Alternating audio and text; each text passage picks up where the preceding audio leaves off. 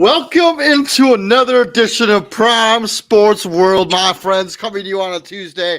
I'm of course the host, David On Point. Right there from the Daily Blitz.blog is Mr. Christian Simpson.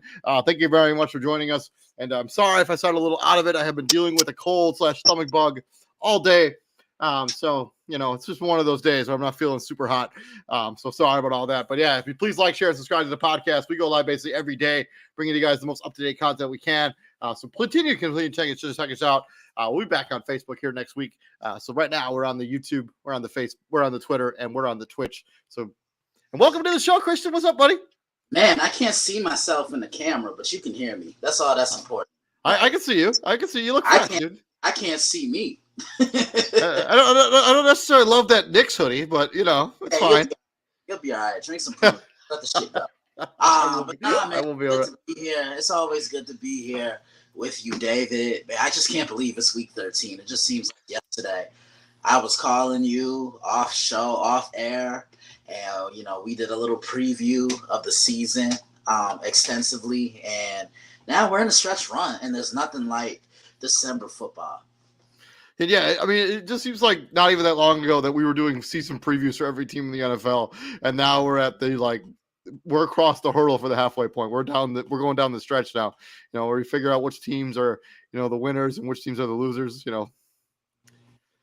But let's talk about Monday winners and losers. Let's talk about Monday Night Football. Pittsburgh Steelers roll into the house that Peyton Manning wilt and come out of there with a victory 24-17. Pretty solid game here for Kenny Pickett. I know he didn't throw a touchdown, but at least he was sort of efficient. 20 of 28, 174 yards. Benny Snell, Najee Harris both had rushing touchdowns in this game. Najee Harris left with an oblique injury, I think is what they're calling it in this game. Did not return. Hopefully he's going to be okay. George Pickens, number one receiver for the Pittsburgh Steelers. This stat line could have been even crazier if he had caught some of those, like that pass in the end zone that he dropped, and then he tried a couple drops down the stretch. Very uncharacteristic of George Pickens, at least what we've seen out of him. So far as a rookie, you expect a little more consistency out of George Pickens. Deontay Johnson also dropped another surefire touchdown in this game, 5 for 49 for him. On the Indianapolis Colts side, Matt Ryan, 22 of 34, 199, one touchdown, one pick. Jonathan Taylor, 20 carries for 86 yards and a touchdown. Jelani Woods, really good game for him here. Seemed to be the go-to guy for Matt Ryan, 8 for 98. Michael Pittman Jr. had the receiving touchdown for the Indianapolis Colts. Yeah, this was a sloppy game. David, you want to know something funny? I think I got this score right. I usually do a little mini preview on Monday evening quarterback of Monday Night Football, and I said, look, this is either a 21-17 game or a 24-17 game, and I got the proof. So, but neither one of these teams are going anywhere. Both teams have just been consistently inconsistent. I think you expected that with the Steelers. Life after Ben Roethlisberger, breaking in a new young quarterback. And look, give Mike Tomlin credit. This is the first time in a couple of years he's going to finish a season, it looks like, with a losing record. I don't think he's... Hey, man, don't you rule that out. I mean, he can... Yeah, you can run the table and still be about 500. And the Colts, I think everybody expected a lot more out of the Indianapolis Colts, and I'm 100%. Glad Mike Wright was fired because he handpicked these quarterbacks himself. And look at what's happened. Did he handpick these quarterbacks himself? I think they may have been handpicked by somebody else, and he got paid the price for it. Yeah, we can say that too. And then Jeff Saturday really doesn't know a thing or two about clock management. He costs I guess I understand why he was trying to conserve the timeouts, because if you don't convert on that third down and that fourth down, you're going to want to have those timeouts to try to get the ball back. But this is you have the ball right now. Worry about now. Don't worry about when you eventually turn it over on downs. Exactly. You have the ball now. Worry about now. Don't worry about, hey, if we turn it over on downs, we're going to need those timeouts. No, that's not the way this works. Exactly. Just a silly incident. Rookie. That's the way I look at it. Yeah. But yeah, not a lot else to talk about here when it comes to this game. The Steelers were able to run the ball pretty effectively in this game. I think most of their running backs averaged almost 5 yards a carry. As I mentioned, though, Najee Harris did get hurt early in this game, so hopefully he's going to be okay. He's important to whatever the Steelers are going to be doing moving forward. But Moving on to the game balls of the week. And I know TJ mentioned somebody wanted to give his game ball to. I'm going to have to go back and look it up right quick. I think I know who it was, too. Do you remember who it was? I'm sure he was going to give it to Josh Jacobs. Yeah, 100%. Yeah, Josh Jacobs, yeah, his game ball. TJ Hopkins can't join us on the show right now. But he was going to give his to Josh Jacobs, who was a man among boys. Over 300 yards in total offense for Josh Jacobs in this game. I think it's the most by any Raider since like 2015 or something. Yeah. So, I mean, he called game, David. He called game. He did call a game. 33 carries in that game for 229 yards and 2 touchdowns. And if you've watched any of our shows, I think you know who my game ball is going to go to. Christian, you know who my game ball is going to? Is it that quarterback in Jacksonville? It is that quarterback in Jacksonville. I made a proclamation when we first started giving out game balls on this show. If Trevor Lawrence balls out and they win, he's going to get my game ball because I believe in Trevor Lawrence. I believe in the talent. I also believe in whatever they got going on with the coaching staff and the weapons around him and the offensive line. Trevor Lawrence looked like he grew up a little bit in that game against the Baltimore Ravens. 29 of 37, 321 yards, 3 touchdowns, 0 interceptions. Probably his best game as a pro. So shout out to Trevor Lawrence. Good game for you, buddy. Yeah. All right, I guess it's my turn now. I'm giving it to a quarterback as well. Kirk Cousins. Put your chains on, Kirk.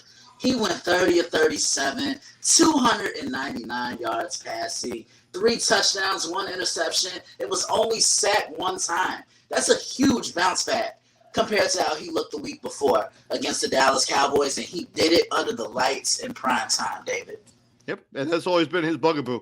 So, yeah, shout out to him. Shout out to Kirk Cousins. Shout out to the Minnesota Vikings for bouncing back to what was a terrible loss. Absolutely. Before against Dallas. Oh, just with you not feeling well, David, we're going to call this game the flu show. I don't know about all that. But yeah, as we close the book on chapter 12, we open up the chapter number 13, and we got a full slate of games. We only got 2 teams on a bye. It's the Carolina Panthers, and hold on a second. I will tell you who the other team is here in a second. It's Carolina Panthers is for sure one of the teams. Arizona Cardinals. Both of these teams are mercifully on a bye. So.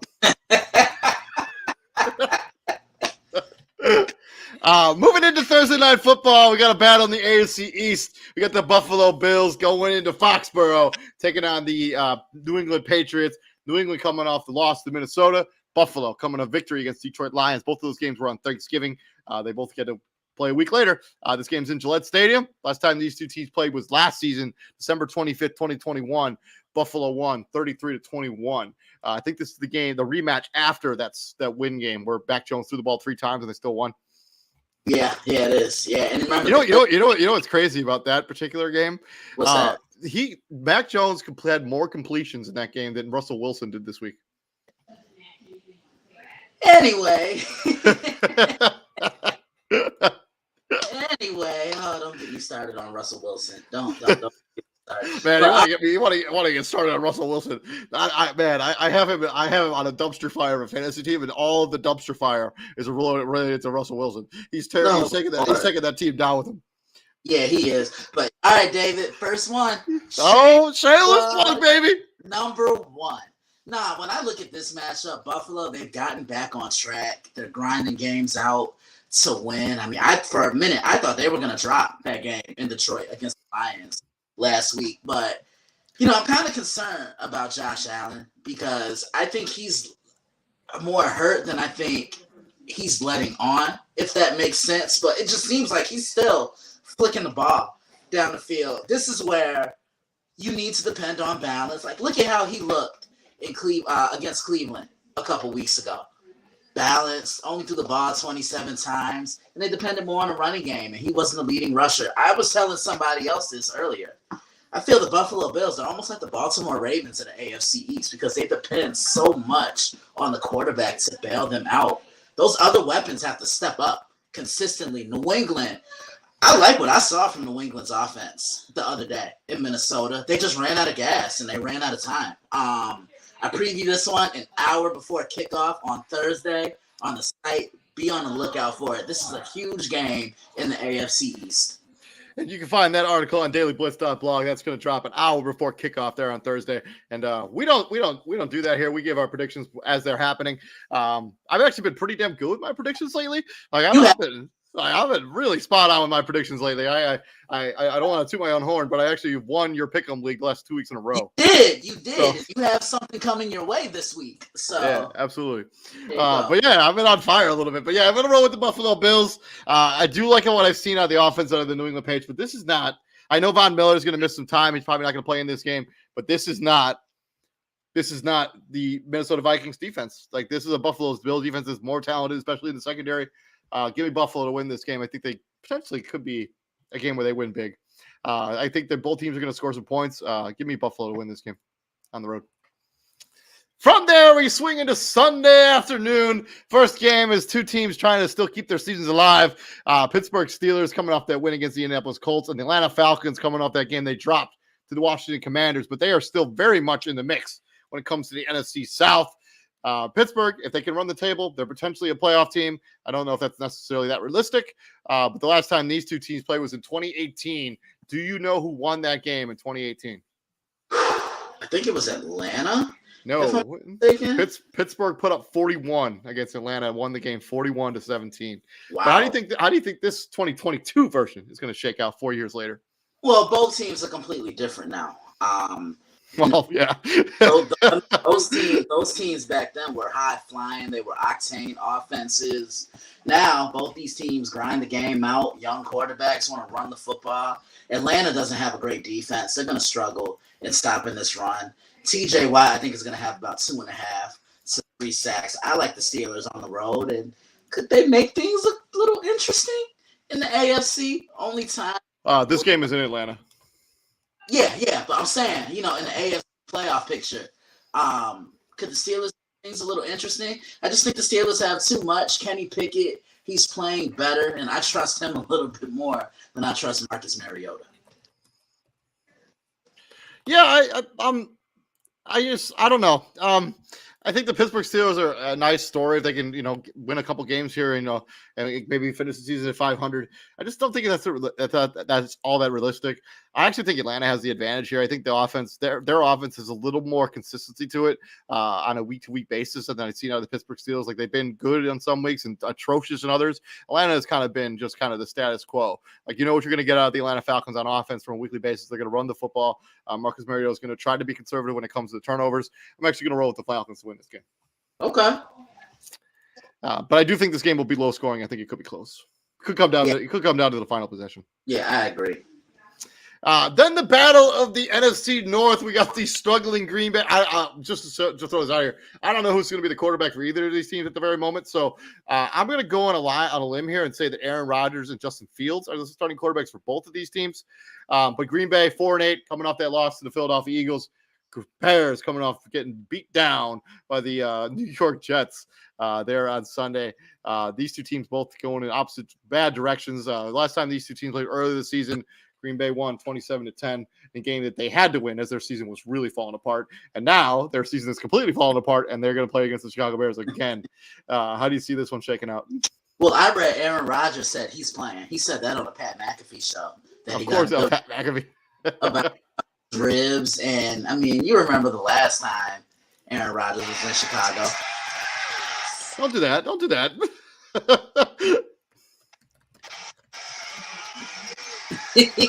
Don't do that. Don't do that. Yeah, okay. Anyway.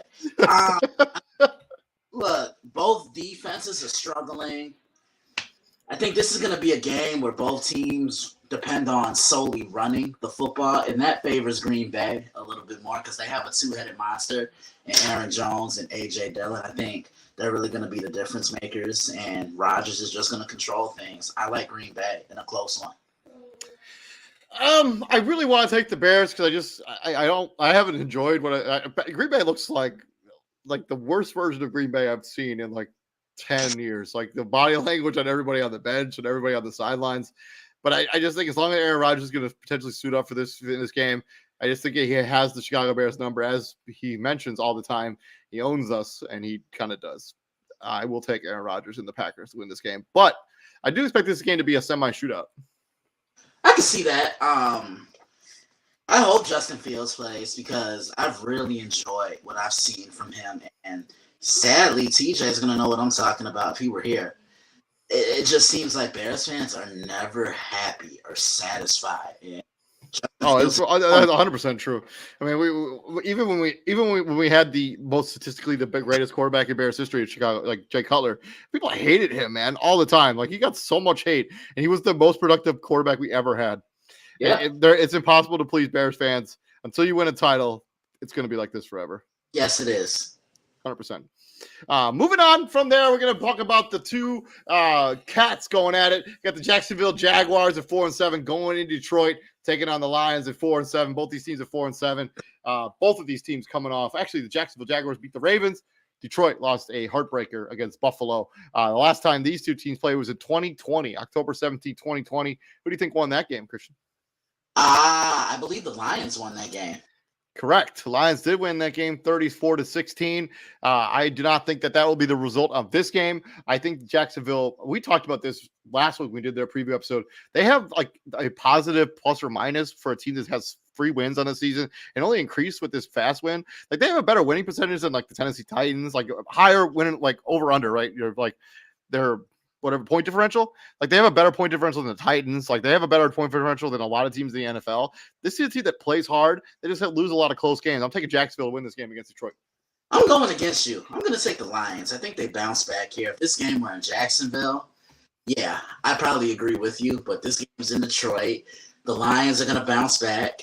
And I think this is going to be a shootout. You talk about the Packers and Bears being a shootout. I could really see the ball flying around in this one.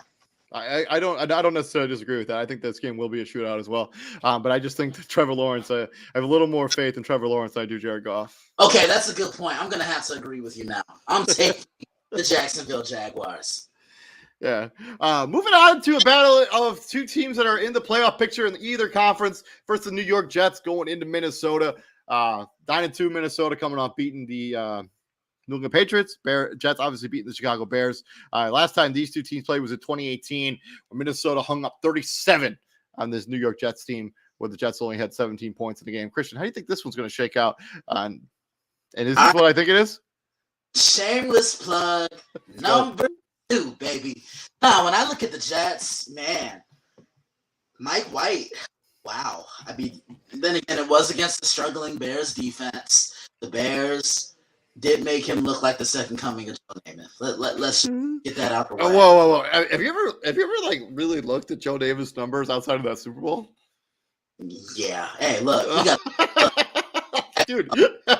He got a gold jacket. That's all that matters. It's true, but yeah, I think he's like the worst statistic quarterback to ever win a Super Bowl. Yeah. So is Terry Bradshaw's numbers. If you look at his numbers outside of like his playoff runs, it was atrocious in the regular season.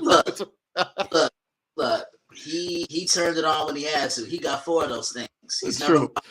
in a Super Bowl, and he has a gold jacket. You better be respectful. I'm just saying, you look at Terry Brad. If it was just a regular season, like you go to the Hall of Fame, which is your regular season stuff, he would never have gotten in. Oh yeah. But when I look at the Jets, man, what a win! What a way to bounce back! What a way to put the distraction behind you. And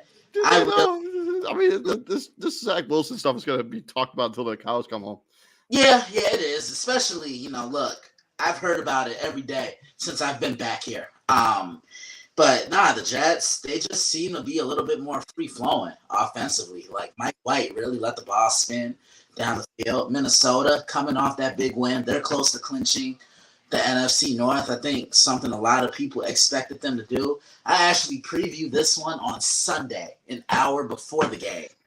Be on the lookout for it. This is an extended week of schedule this is an extended schedule this week, David. Very good. Yeah, I think the Jets, they definitely found something there in Mike White. And I think this Minnesota Vikings is a defense that can be had. We saw it with Dak Prescott just a few weeks ago. Yeah. And I think this Jets defense is actually super underrated.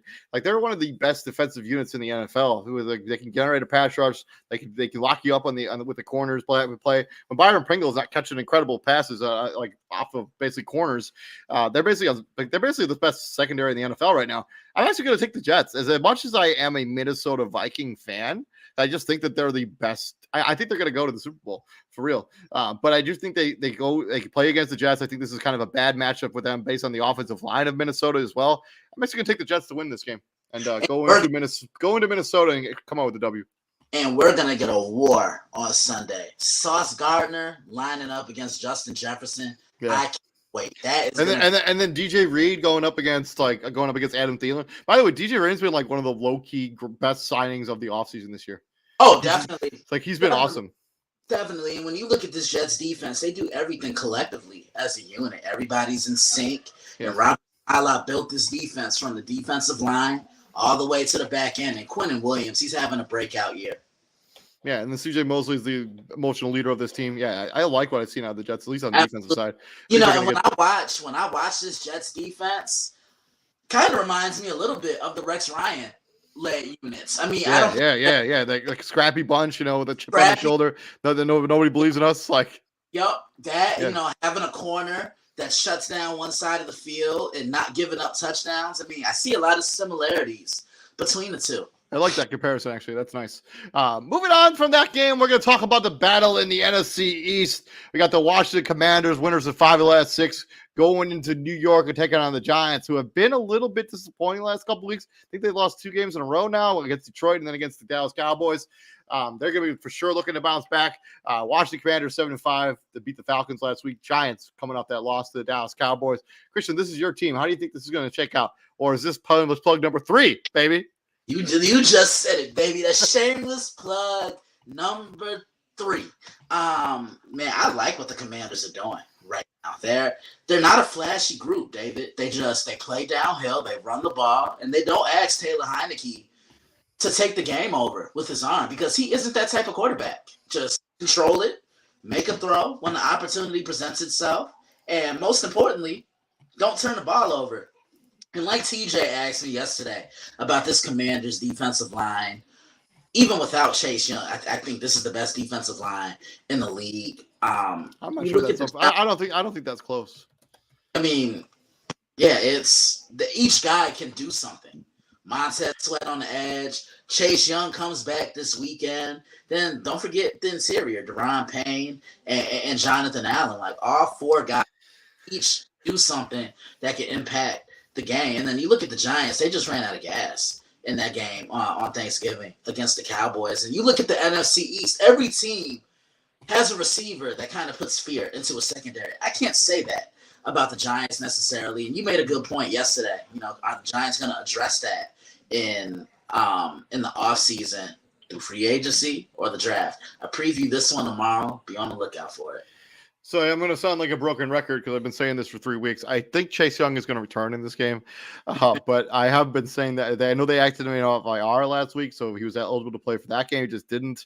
I think I said the last 2 weeks for sure that I thought he was going to come back and play. He hasn't. I do think he comes back in this game. I think a divisional round, a game the Washington Commanders really need to have, and I think they will have it. I like what I've seen out of the Washington Commanders. They don't do it flashy, they don't do it big, but this is a team that knows their identity. They're a gritty defensive team. They don't ask Tyler Heineke to do more than he's capable of, and they run the football.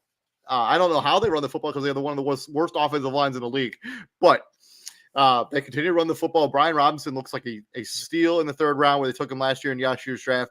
That dude has been awesome this season for real. So Brian Robinson, look for him to have a big game here. I'm taking the Commanders to beat the Giants, and I think the Giants continue their free fall a little bit. I think they were overachieving a little bit earlier this season. I think they're going to come back down to earth a little bit. I think the injuries are catching up to them.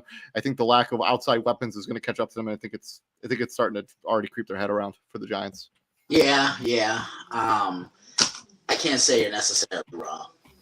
Yeah, I think unless all of a sudden Kenny Galladay wants to jump out of the phone booth and remember how to play football. Darius Slayton is their only consistent weapon on the outside. I just don't think he's enough. Right. I agree. So, moving on to this game, staying with one of the teams in the NFC East, the Philadelphia Eagles welcome in the the Tennessee Titans into Lincoln Financial Field.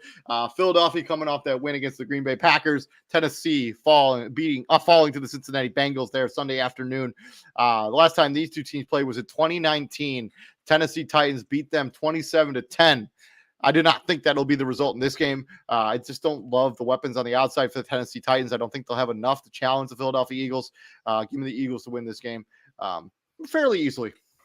I don't know about fairly easily because the Eagles defense, they've shown some vulnerabilities, and they have one of them, and Gardner Johnson dealing with a kidney injury. Yeah, probably won't play in this game. Nah, he probably won't. The Titans, the Eagles have struggled stopping the run, and look who's coming to town on Sunday. That grown man, King Deuce, as I like to call him, Derrick Henry. And David, you know my saying. You better have game. If you have two first names, it's only right. If there's a team that's designed to beat the Eagles, it's these Titans. Yeah. But I have a feeling A.J. Brown is going to go absolutely ballistic on Sunday. Like, you saw what he did against the Steelers all those weeks ago? Yeah. I think of that intensified by 1,000 because this Tennessee secondary isn't great against the pass. I like the Eagles. I'm with you. I just think across the board, this is a bad matchup for the Tennessee secondary.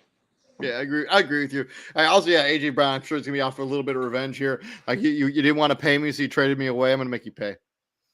Oh yeah, for real. I like this, and I really like this AJ Brown move for the Eagles. It reminds me so much of the Terrell Owens move in 2000. Yeah. Just that type of impact, and look at how it sparked up the entire offense. Yep, and Jalen Hurts looks like a much different quarterback this season than last season. And this is why I always speaking of a quarterback that looks like a much different player from last season, we got the Denver Broncos on the docket going into Baltimore and taking on the Ravens. Both of these teams are coming off L's. The last time these two teams played was October 2nd of 2 seasons ago. Actually, last season, if that math is correct. Baltimore won 23-7. Do you think Denver will even get 7 points in this game, Christian? Yeah, they will. But that's it. That's it. But then again, I ripped the Ravens yesterday. They're soft. They're not mentally tough.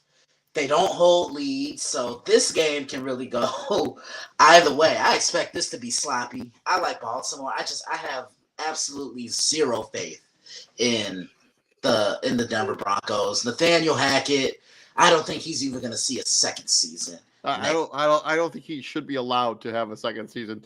I'm gonna roll with the Baltimore Ravens. This Denver Broncos. Also, I know I talked about this last time. There's a YouTuber who's a big Denver Broncos fan, and he is just losing his mind. Like every single episode, he likes a new whatever it is video, right? Every week, just talking about Denver, and like it's just becoming more and more unhinged every week. Like it's just good stuff. So yeah, give me Baltimore. I love the madness. I root for anarchy and chaos. Oh yeah. Moving on from this game, we got one of the more interesting matchups. Cleveland Browns going into Houston, NRG Bank Stadium, take on the Houston Texans. This could potentially be the first game of Deshaun Watson's Cleveland Browns career. Both of these teams are coming. Oh, actually, Cleveland won. They beat Tampa Bay last week. Houston has just continued to lose. They got beat down by Miami. They were losing 30-0 by the end of the first quarter. I do not know who the quarterback will be for the Houston Texans. I also don't 100% know who the quarterback will be for the Cleveland Browns. There is a lot of stuff going on outside of this situation where they're like all his quote unquote victims are going to be at this game. They all bought tickets. They're going to show up. I'm not sure what Cleveland will do with this situation. I think he will make his Browns debut, but I'm not sure how he's going to even look. He didn't look good in the preseason. He hasn't played a meaningful football game in like 2 years. Nah, he hasn't. I mean, the last time we saw him on the field, he put together the best year of his career. And Aaron Rodgers didn't do what he did. Deshaun Watson probably wins MVP. Or if Houston is close in playoff contention, because I know they struggled this year, but this is just another major distraction surrounding Deshaun Watson and the Cleveland Browns. But this is what Cleveland signed up for.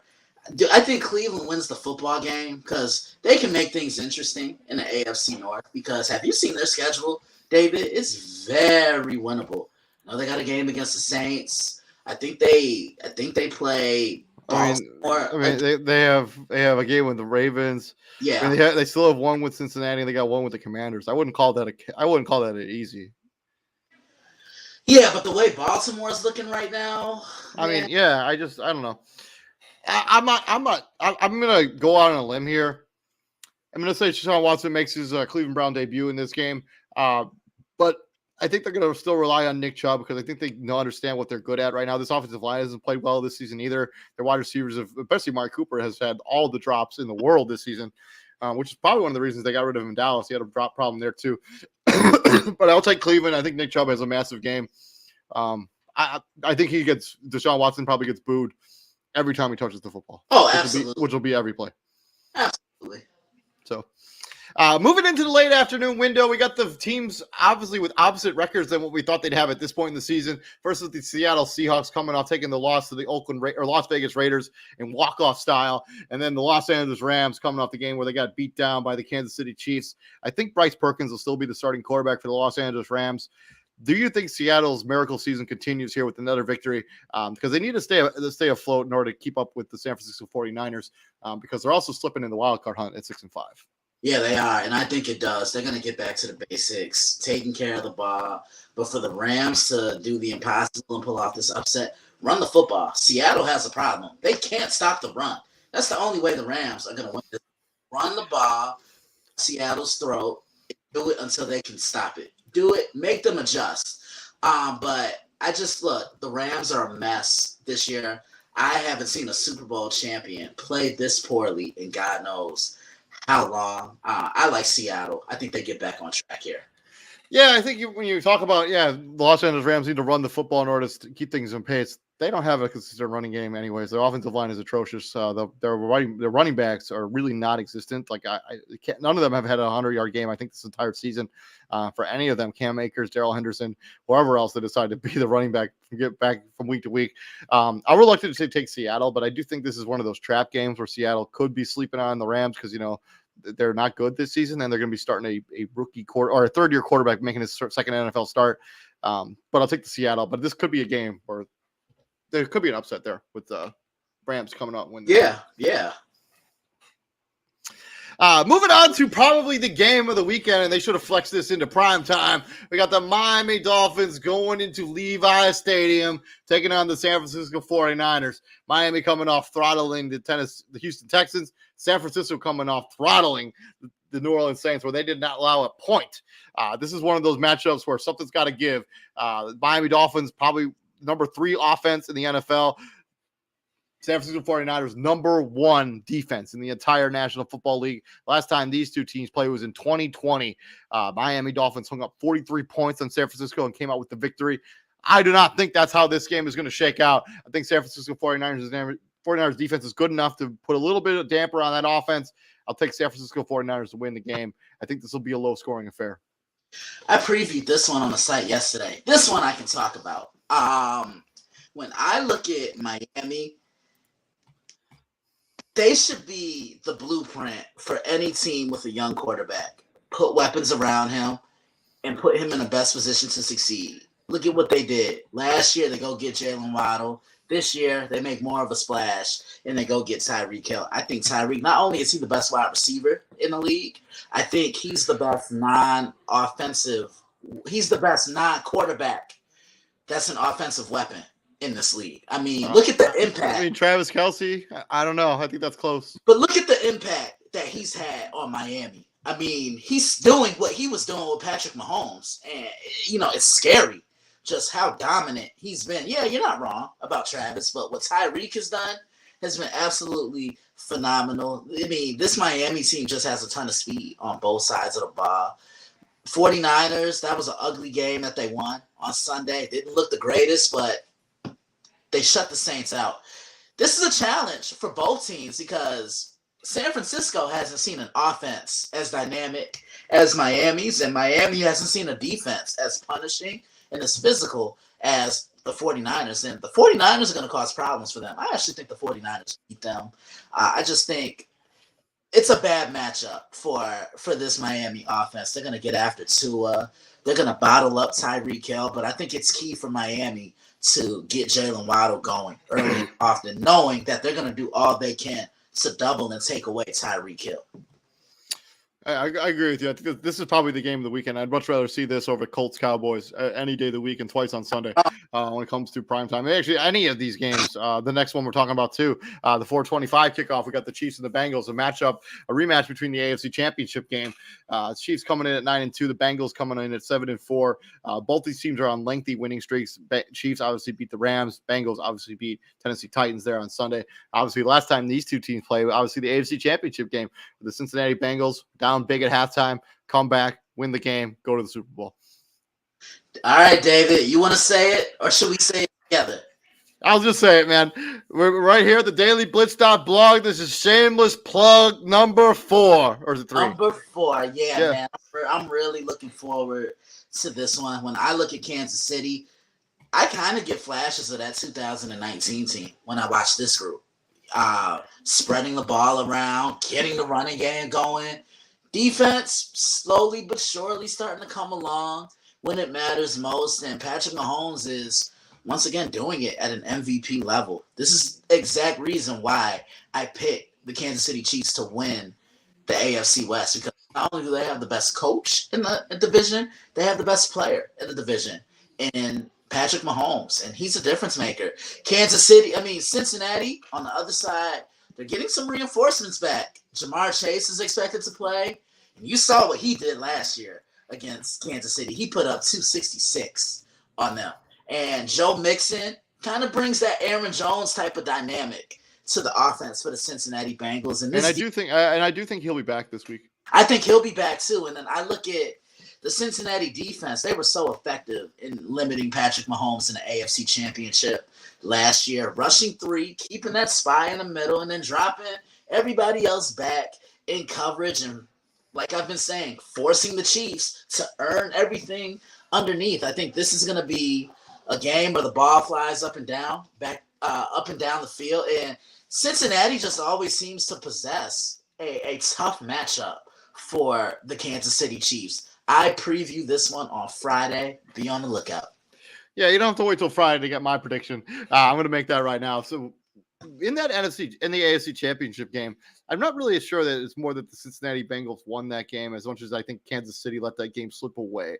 I think some of the play calling there down the stretch, especially towards the end of the half and towards the end of each half, really, they failed to pick up points and failed to score touchdowns on those plays. Very on Kansas City Chief-like. I did not think that happens during this matchup. I think Kansas City is going to be hungry to win this game. I think they're going to want to show, hey, we're the pride of the end of the AFC. You had a good run that one season, but the Super Bowl runs through our house, and we're the top dog in the AFC. We're Kansas City. I'm going to take them to win the game. Okay. Moving on from that, battle in the AFC West. Two teams coming off walk-off victories.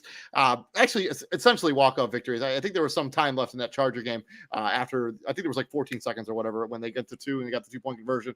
Chargers 6-5 going into Las Vegas, into the Death Star, taking on the 4-7 Los Angeles Chargers. Obviously, Chargers coming off beating the Arizona Cardinals. Las Vegas Raiders coming off walking off against the Seattle Seahawks in overtime. The last time these two teams played was earlier this season. The Chargers got the victory 24-19. How do you think this game shakes out, Christian? Oh, man, I remember these two teams met in week 1. And it was a close game. I have a feeling this one's going to be close. I don't really expect much defense to be played in this one. The Raiders have the Chargers' biggest weakness. The Chargers can't stop the run.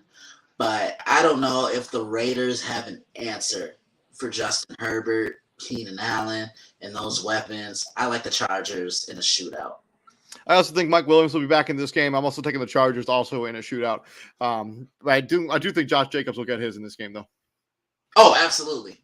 Yeah. Moving on to Sunday Night Football. For some reason, the Indianapolis Colts going into Dallas. Of course, they're not going to flex this game out of Sunday Night Football. Jerry it'd probably be the death of him. Like he would just keel over and die. Well, we're the Dallas Cowboys. We're getting taken on in prime time. I don't think so. But anyways, yeah, Indianapolis coming off that loss against Pittsburgh Steelers. There on Sunday or on Monday night, and then Dallas Cowboys coming off the victory against the New York Football Giants. Last time these two teams played was in 2018. Indianapolis Colts hung up 23 points on Dallas. To the Dallas had 0 points in this game. Yep, I remember that. In 2018. Andrew Luck may have been the quarterback for the Colts in that game. He was, yeah. I think that kind of year. Look, when the Cowboys are balanced, they're the toughest in national football. When they're running that football, that makes life so much easier for Dak, because I feel when they put the game in Dak Prescott's hands, he presses. And what happens when you press? You turn the ball over. Make mistakes. You make mistakes. With the Colts, Jeff Saturday is trying to instill a new type of toughness, running the football, being gritty, having the quarterback under control, the clock. This could be interesting. Watch. We say it's a shitty game right now, David, but this could be interesting. But I like Dallas. I just think Dallas is rolling right now. When they play how they did against Minnesota, there's no beating that. I agree with you on that. I'm also going to take the Dallas Cowboys. I think this game will be more competitive than we're all predicting. I think they'll be somewhat close in the fourth quarter, but I think Dallas just has too much for the Indianapolis Colts. Moving on into Monday Night Football, we have the very much still alive at 4-8 New Orleans Saints going up against the Tampa Bay Buccaneers at 5-6. The last time these two teams played was obviously earlier this season, a game where Mike Evans got ejected and then suspended. Tampa Bay went on to win that game 20-10. How do you see this one shaking out, Christian? Both these teams are just trending in the same direction, and I don't mean that in a good way. The Saints, you really see how much they miss Sean Payton. I think they would have maybe a little bit more of a chance if Jameis were playing, because I just don't trust Andy Dalton. The Buccaneers, they always get a test from the Saints, because you look at what New Orleans does. They have that formula to beat Tom Brady. That's bringing that pressure up the middle, hitting him, keeping a spy in the middle, and forcing him to throw outside the numbers. I think this is going to be closer than you and I are predicting. No, I think this game is going to be close. I have very little faith in this Tampa Bay offense right now, especially the New Orleans Saints defense is still good. I mean, they still only gave up 13 points to that San Francisco offense last week. And this has been a Tampa Bay offense that's been wildly inconsistent this season. Very, very. Like, the best I think they looked was week 1 against Dallas. Yeah. When they played the Saints in week 2. And then after that is when you started to notice the inconsistency. Like, who are they? You know what I'm saying? And then this is an offensive line that's kind of been patchwork all season long. They haven't really found any momentum or rhythm there on the offensive line. They're outside weapons outside of Mike Evans. All of those guys have been pretty inconsistent, including Mike Evans. Really, he's been pretty inconsistent this season too. As far as Mike Evans' seasons go, he's been a little up and down this season too. Are you thinking about taking who I think? No, I'm not gonna. No, I just don't think the Saints' offense under Andy Dalton is going to be close enough to beat Tampa Bay. But I do think this game will be close. I think it'll come down to the very end. Like, I think Tom Brady will do what Tom Brady does. He'll be pretty lackluster most of the game, and then in the fourth quarter, it'll be like, "Oh yeah, I'm Tom Brady. Let's go score a touchdown." And that'll be the game. Yeah, I agree. I like Tampa, but I do think this game will be close, and this could be, in my opinion, it's kind of a coin flip. Yeah, it is. I agree.